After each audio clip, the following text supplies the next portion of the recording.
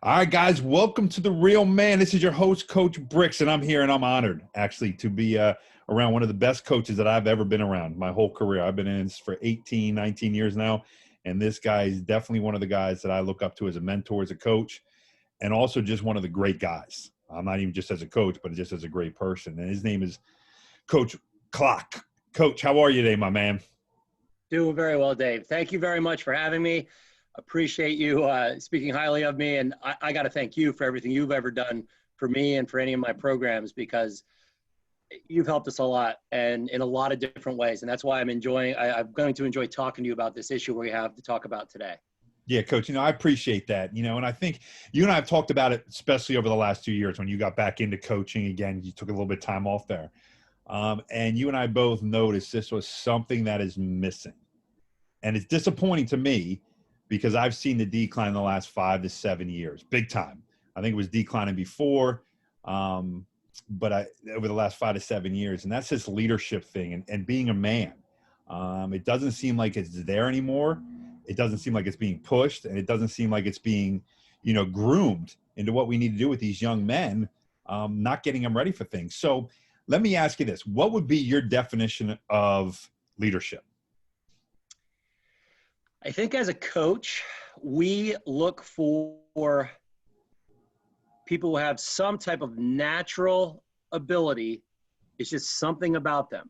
And I'm better at explaining things when I use examples. So I've been very fortunate in my coaching career to have some kids who just had it. And I'm going to go back to my first year as a head football coach. I had a young man on that team. He was not a very vocal kid. As a matter of fact, he's quite the introvert, but he led by example. He was a true alpha male without being any kind of a jerk, without being overbearing. He just did things a certain way. And like, if I was going to go into a street fight, that's the kid I want next to me. He had that. And I know that's old school. And, again, Dave and I have talked about this a lot. And I know every generation says it about the next generation that, they're not as tough and stuff like that. And I'm sure people older than me said that about my generation, and they may have been right. I don't know. But I think that's what's very concerning to us, is that we are seeing that. And the young man I'm talking about now, he was tough as nails. And again, we've been fortunate. We've had some kids who just something about them. They had this innate ability, and I don't think it's completely innate. I do think it can be groomed. I do think kids can get better at it. I think they all have some capacity to do it. Is it perfectly natural for some kids? No, I don't think it is. But you need soldiers too. You need people who are willing to do whatever. And when we've had good teams, and I think every coach would agree with me on this, when you had good teams, you had soldiers. You had your really good ball players. Okay, you were fortunate enough to have those. But you needed the soldiers. And I think we're lacking that as well. But I do think those leaders have some inborn qualities, that kids just do draw to them. And hopefully they're leading in the right way, because they could also be negative influences. Then I do think there's a component that could be groomed, communication skills, and just to be able to speak with authority, and just, to get kids to rally, and not just the rah-rah stuff either. I think sometimes we get lost in that today too, a little bit of the rah-rah stuff. There's nothing wrong with that. I love it. It gets you excited. It's good for motivation, but it's got to be intrinsic. It's got to be from within. And I think that's where we're lacking. Yeah, and I have to agree with you with some of that stuff, Who do you see as a leader today?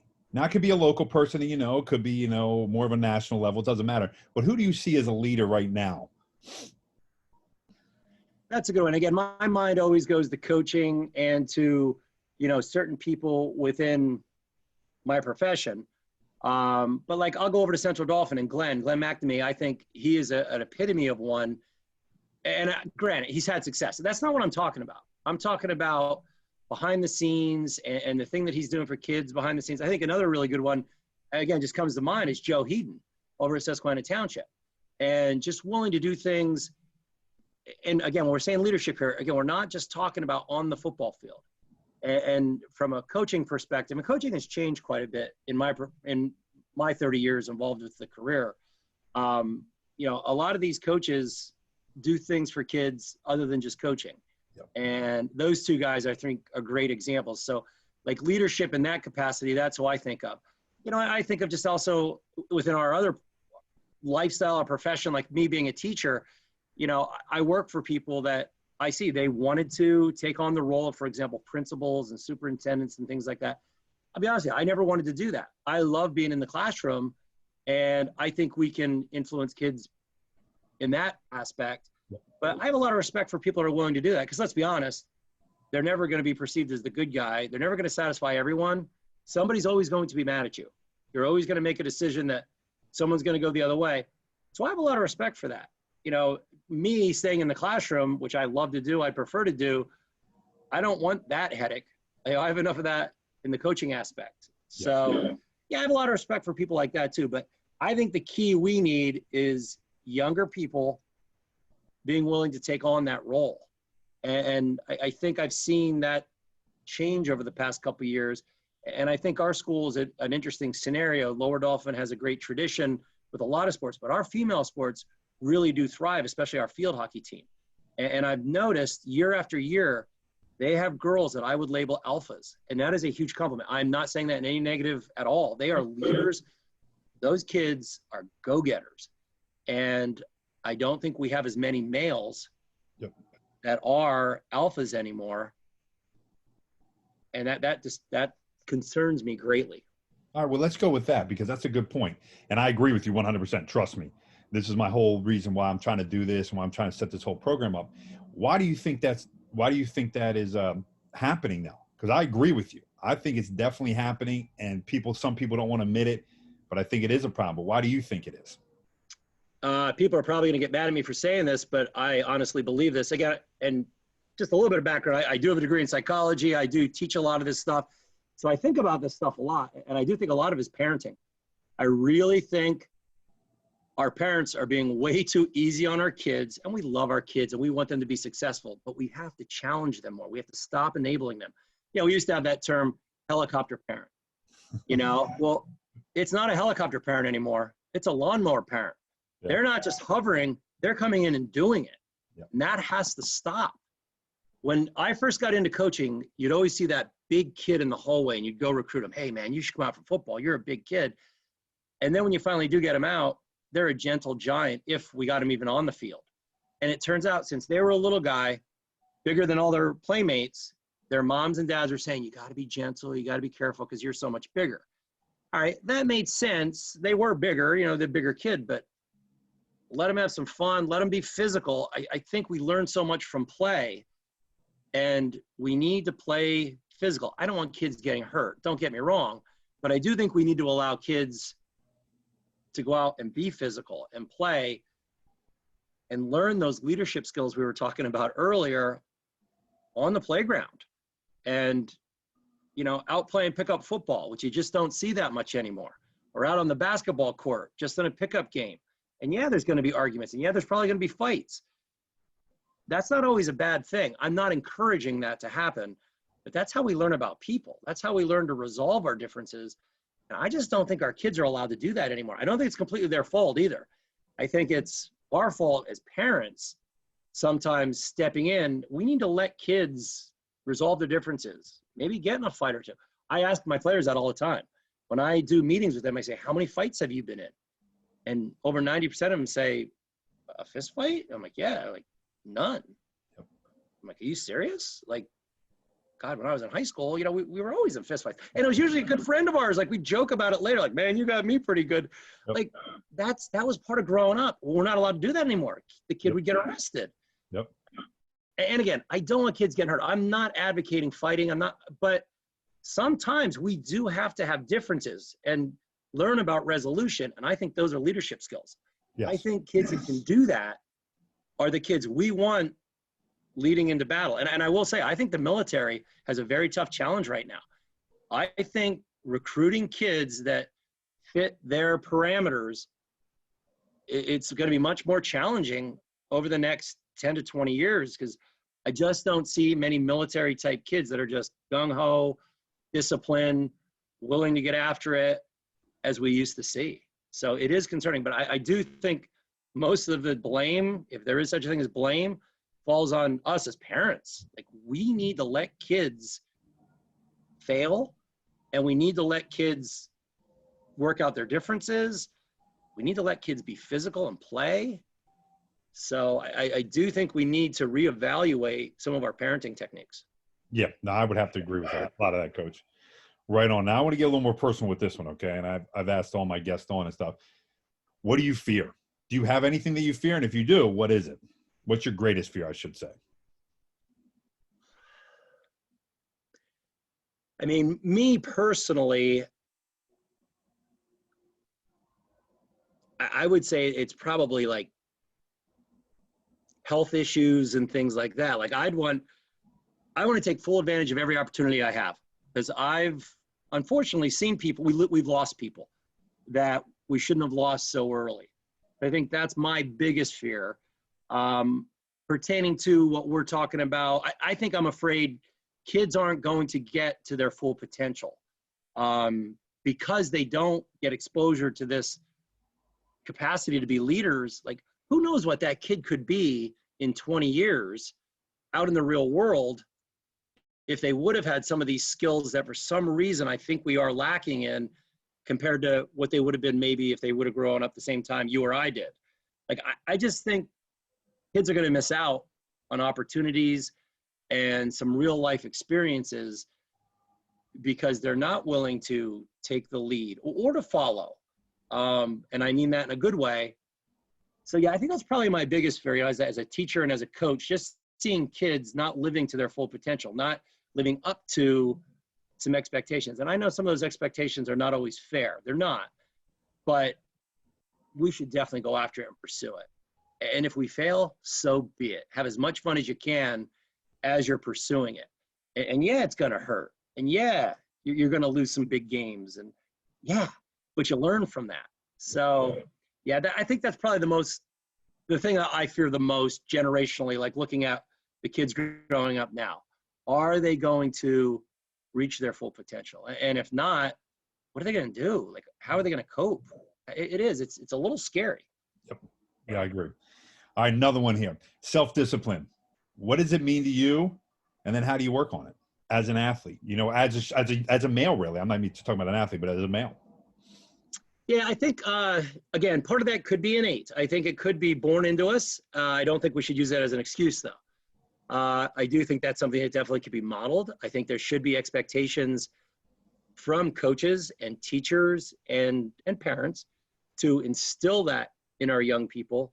And again, I'm a big supporter of behaviorism, and I strongly, believe in B.F. Skinner, and I do believe in rewards and punishments.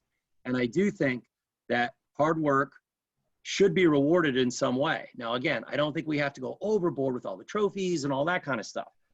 But I think the only time for it to work is to truly be rewarded for the payoff.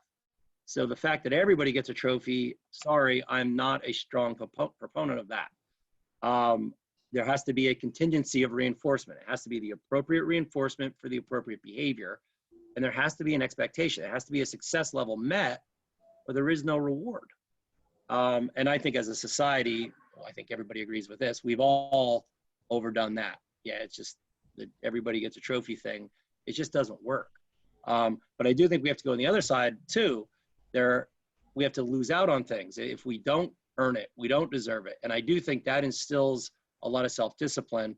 I think of in the classroom setting, I think if a young person develops great study habits and knows how to prepare for quizzes or tests, whatever the scenario is, there's a huge reward. But that success in the classroom has to mean something. Unfortunately, as a teacher, I do see kids who could do really well in the classroom, and it honestly isn't a priority to them. And I'm kind of like, why not? Like, this is going to open so many doors for you. And I know they're young. I know they don't quite see the big picture yet, but I really wish they would. So, and I think that really does instill self-discipline on the athletic field. I think in the classroom, I think in our lifestyle, things like dietary issues, like how many of us, myself included, don't adhere to it the way we should. And then going back to the health issue, when you do have a health concern, all of a sudden you're super disciplined. Well, why couldn't I have done that all along and just live a healthier lifestyle? So, and again, I think a lot of us, when we reach a certain age, we try to do that a little bit more.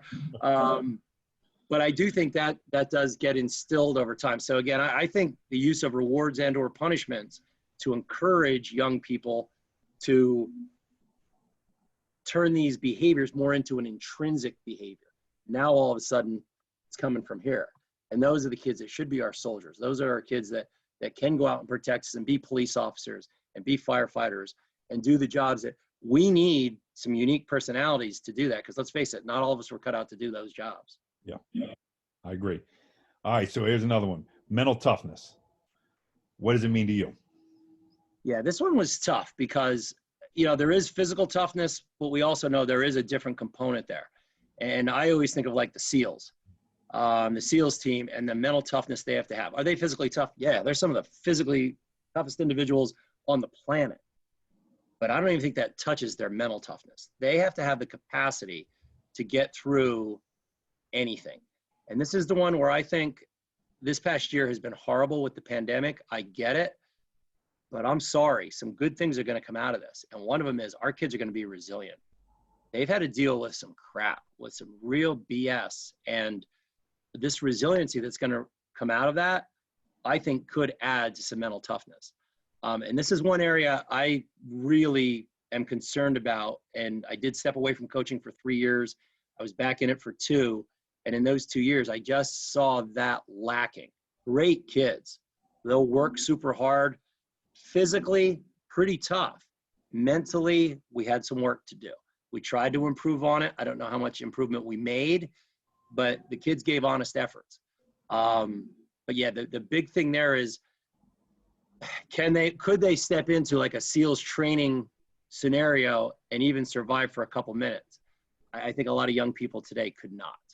I think we do lack mental toughness, and I think a lot of kids are very honest, and they'll tell you they're not that mentally tough due to whatever the reason is. But I do think, again, I'm going to get back to parenting. I think a lot of us as parents enable way too much.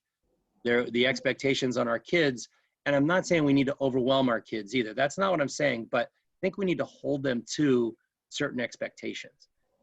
So, and I know every situation is different. We are, much more aware today of the mental health issues, and absolutely, we do need to be aware of that. But I don't think we have to use that as a crutch either, or an excuse.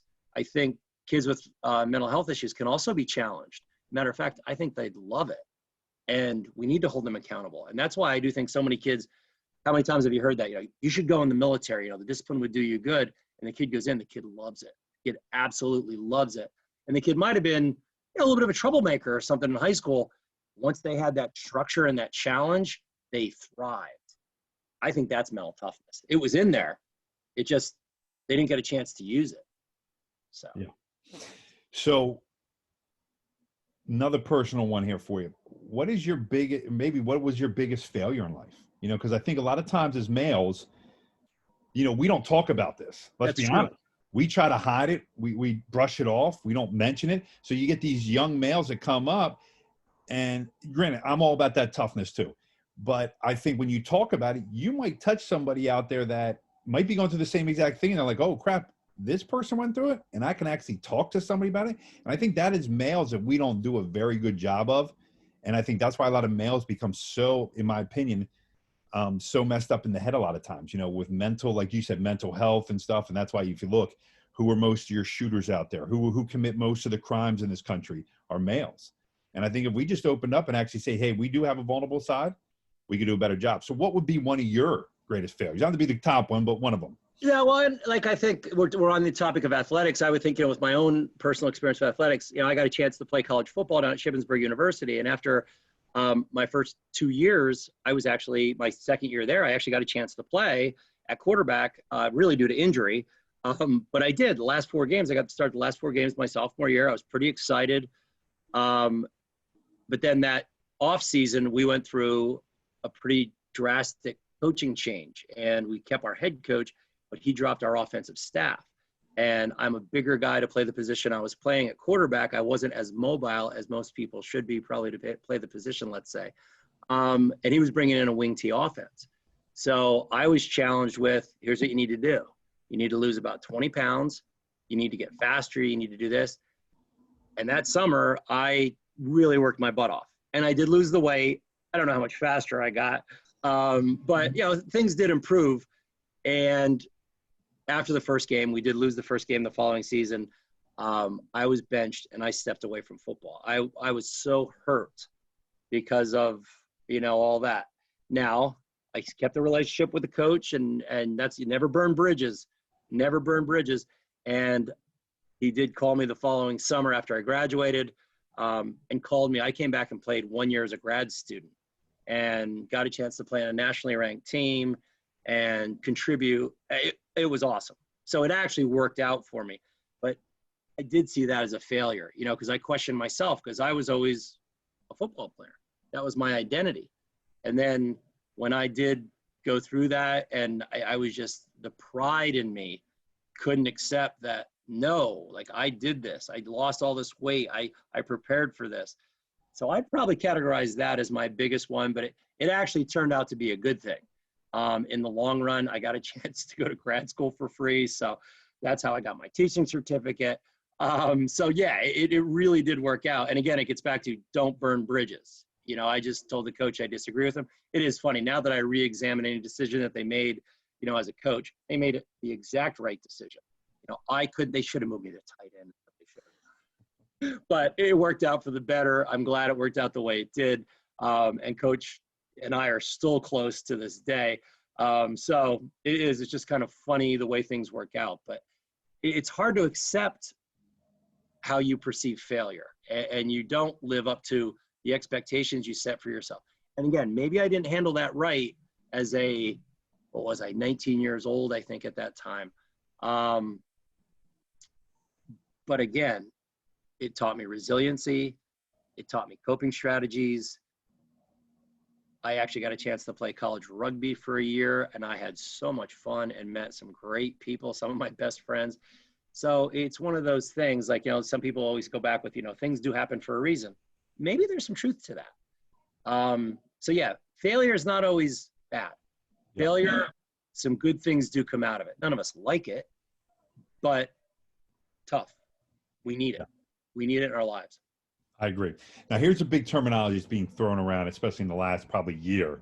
Probably been going on a little bit longer than that. And this is this toxic masculinity thing. I want to know what your opinion is on it. Do you agree with that? And, what do you think about it? I think almost like the word alpha male, like, what does it mean to people? And to me, it is a positive. When I say alpha male, I'm talking about the leader that you and I want to see. And it could also be just alpha, and I see an alpha female. I'm saying that as a positive leader. I think for some reason, the term alpha male, especially male, has gone more to that toxic side, that it is someone whose personality is overbearing. It's used for bad purposes. It's a negative connotation. And again, I'm not saying that's completely unfair either, because I think there are people out there who are that toxic, extreme, and our society today, let's be honest, look at our political spectrum. Everything's got to be so extreme when an overwhelming majority of us are somewhere in the middle. We could probably agree on a lot of these things. Yes, we have different ways of getting there. We're not going to agree 100%. So I think that's kind of the part of it. It's an extreme of it, and it's really not necessary. We don't have to wear it on our sleeve, and be this overwhelming. When we say alpha, it doesn't have to be in every aspect of your life. We're talking about having that capacity to have a positive influence on other people and to lead when leadership is necessary. If I'm ever trapped in a building and that building's coming down, I hope we can get out of that building and there are people that are willing to help others and lead. And, in emergency situations, I think that comes out. We see who those people are. But fortunately, a lot of us don't have to deal with life-threatening situations. But even on much smaller scales, I think we need to see that part of people's personality without it being that overwhelming, toxic, negative connotation that, you're right, has been kind of evolved. And I think even going back years ago, I don't know if it was labeled as toxic, but it was almost labeled as like a negative thing to call somebody an alpha. And I don't think it is a negative. I use it as a compliment. Those kids are the kids we need, and they're going to be our future leaders. And let's hope it's for positive reasons and not for negative. But I think you're right. That term has come out, and I think it's starting to be used, and it's used in some really positive ways to help us understand things. And I think maybe that label with this is a little bit different. The toxic stress that some of our kids are under, that's the one that is just shocking. What some of our young people have to deal with just to live what we would deem a normal life. That, I think, is the appropriate label. That is the appropriate term there. The toxicity with what we're talking about, personally, I don't think that's the correct usage of the label. That's just how I look at it. Yeah, I agree. All right, so last question here, and this goes just towards males. Give me 3 of your characteristics of what you would consider a real male. First and foremost, I would say honorable and respectful to other human beings, especially women. And sorry, that's a generational thing. That's me. That's how I was brought up. But today, it's anybody. And especially today, we're dealing with all kinds of issues, like transgender issues and things like that.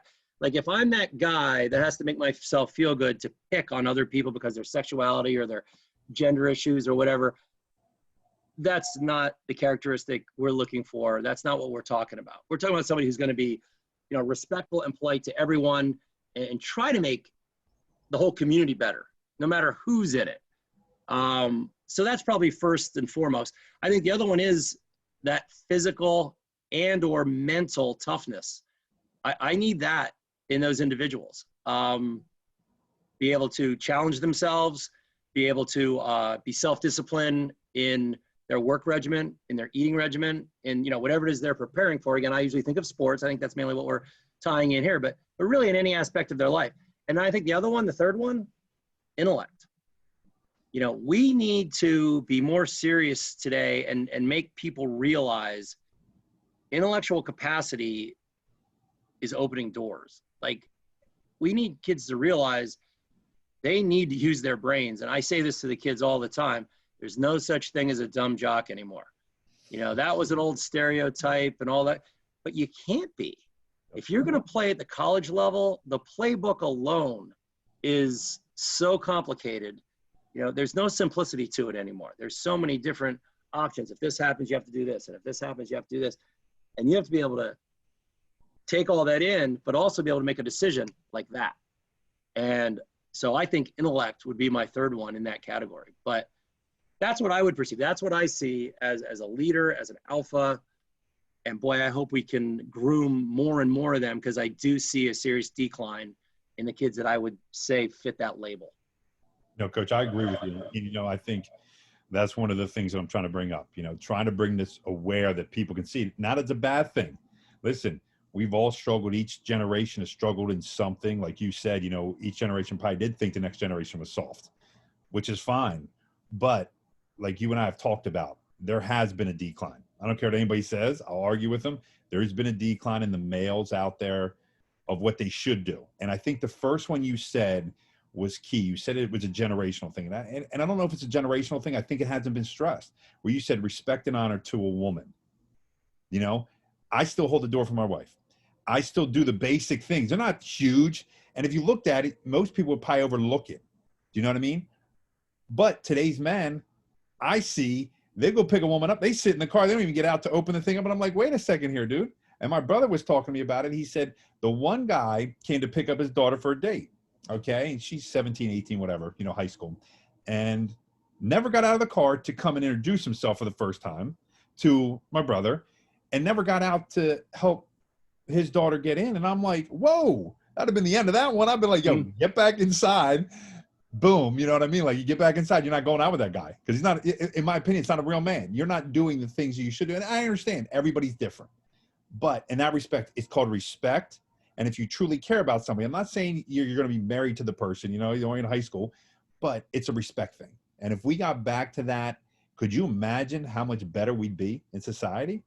I mean, just think about society alone, towards the females, but then also the males. So I think that first one is key.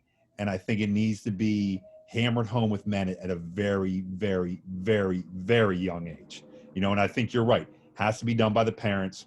Coaches can help, influence that as well. There's no question. Teachers do it, all that kind of stuff. But I think the parents have to be able to instill that, because if we don't get back to that part, society could be really, really doomed, in all honesty. Because I think, in my opinion, the male generation is falling apart. And the more videos I watch and the more people I talk to and the things like that, females are taking over the role of the male. And I think God put us on this earth for a reason. He put females and males to complement each other, not to join the roles. Okay. You work together to get to that point, but it seems like the females are overtaking all the role of the male, and the males are sitting back and not doing anything about it. So, yeah. And I'll tell you, like, I think even going back to like things like Title IX and stuff like that. yep. Great ideas. The young lady kicking for Vandy right now, that's awesome. And I think everybody loves that. But I think like the guys have kind of taken a back seat to some of it. I think all of us want to see the girls be successful, Yep. the female athletes be successful. I think we're all excited about that. But there are times I almost feel like the male athletes have kind of stepped back because they don't want to step on anybody's toes. And I don't want to step on toes either, but I want them to still pursue success. Yes.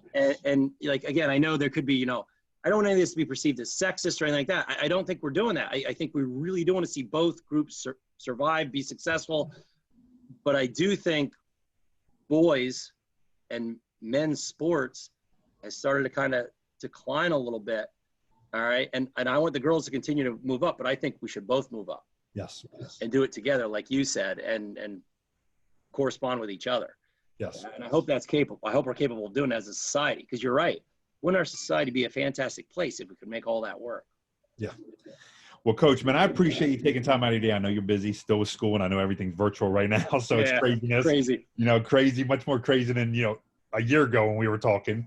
And then, I know you got other things going on. So I appreciate you coming on, man. Like I said, I don't just say things just to say them, to pump somebody up. I say them because I truly mean it. You have been a great mentor to me. You gave me the opportunity to do a lot of things, and I worked with a lot of your athletes, in the first time around that I was there, that were phenomenal leaders. I mean, we talk about it. One of our biggest leaders, I know you will mention it, and I would say it. I still talk about this kid. He was 5'7", maybe 5'8", or something like that. He's a quarterback, and he was a leader. You know what I mean? And it was one of our best. Exactly. And you don't have to be the biggest guy in the world.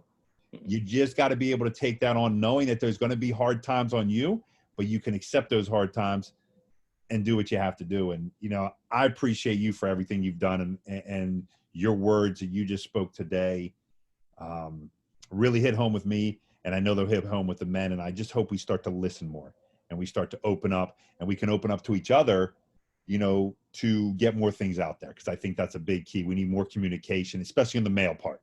Yeah. Men don't communicate very well, but I think if we did that more, we can be much better off. Well, and I appreciate what you do for all the kids in this area, Dave. It's phenomenal what you do. You open a lot of doors for kids. So keep doing what you're doing. We love you and we appreciate it. I appreciate it, Coach. Hey, guys, make sure you guys continue to tune in, man, with The Real Man. I think it's very, very important that we get this message out. And I always love to hear from people. So I do appreciate all the emails and stuff that I get. So thank you, guys. You guys have a great day. God bless you. And, man, take care.